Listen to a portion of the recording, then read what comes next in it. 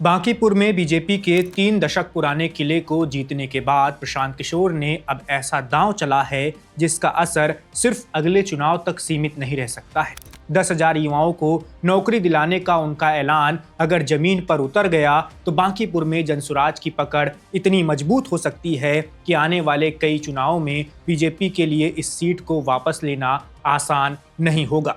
11 अगस्त को प्रशांत किशोर बांकीपुर पहुंचे। 3 अगस्त को विधानसभा उपचुनाव जीतने के बाद ये उनका पहला दौरा था। आभार कार्यक्रम में उन्होंने जनता को धन्यवाद दिया और इसी दौरान 10,000 युवाओं को प्राइवेट सेक्टर में नौकरी दिलाने का बड़ा ऐलान कर दिया। पीके ने क्या कुछ कहा, आइए आपको इस वीडियो में सुनाते हैं।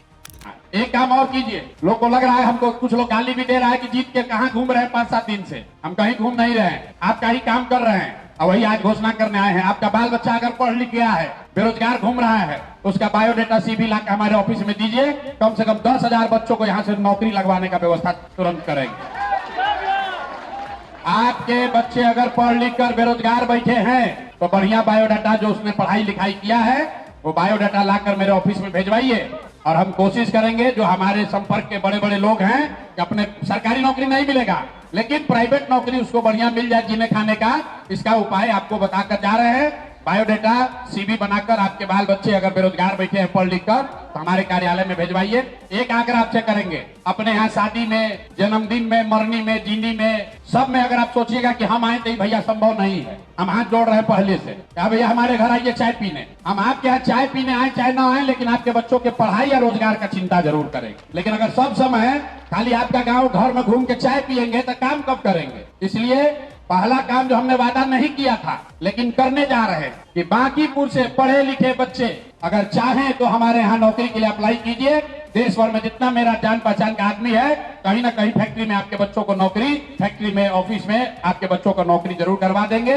कोशिश करेंगे कि कम से कम 10,000 परिवार के बच्चों को अगले साल 2 साल में बांकीपुर से नौकरी मिल जाए। नौकरी, पढ़ाई, 1100 रुपया पेंशन और अनाज, ये निश्चित तौर पर 4 चीज हो जाएगा। जैसा कि आपने सुना, प्रशांत किशोर कह रहे हैं बांकीपुर के लोगों से कि जिन परिवारों के पढ़े लिखे बच्चे बेरोजगार हैं वे उनके CV और बायोडाटा उनके कार्यालय में भेजें। प्रशांत किशोर ने भरोसा दिया कि वो देश भर में मौजूद अपने संपर्कों और नेटवर्क का इस्तेमाल करके इन युवाओं को नौकरी दिलाने की कोशिश करेंगे। उन्होंने ये भी कहा कि उनका लक्ष्य अगले 1 से 2 साल में 10,000 काबिल युवाओं को रोजगार से जोड़ना है। अब यहीं से इस ऐलान की राजनीतिक कहानी शुरू होती है। बांकीपुर लंबे वक्त से बीजेपी का मजबूत गढ़ रहा है। करीब 3 दशक तक इस सीट पर बीजेपी का दबदबा रहा, लेकिन उपचुनाव में प्रशांत किशोर ने इस पुराने किले को तोड़ दिया।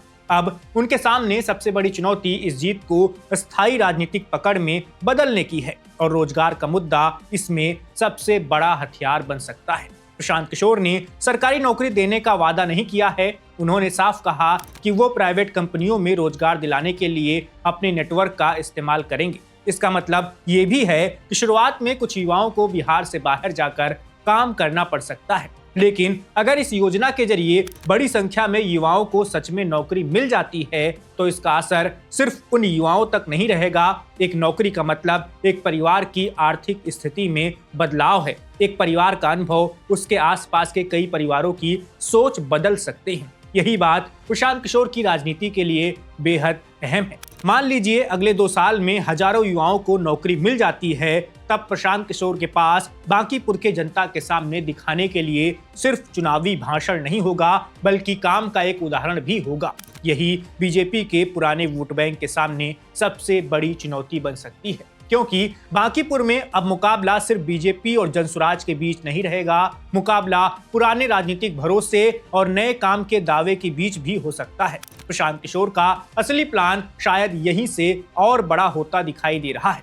अगर बांकीपुर में रोजगार का ये मॉडल सफल रहता है तो इसे पूरे बिहार की राजनीति में इस्तेमाल किया जा सकता है। प्रशांत किशोर पहले ही कह चुके हैं कि जब बिहार में जनसुराज की सरकार बनेगी तो उनकी कोशिश होगी कि बिहार के युवाओं को बिहार में ही रोजगार मिले और उन्हें काम के लिए दूसरे राज्यों में जाने की जरूरत ना पड़े। यानी बांकीपुर उनके लिए सिर्फ एक विधानसभा सीट नहीं बल्कि एक मॉडल बन सकता है। पहले बांकीपुर में जीत, फिर युवाओं को रोजगार से जोड़ने की कोशिश और उसके बाद इसी मॉडल को पूरे बिहार में ले जाने की राजनीति।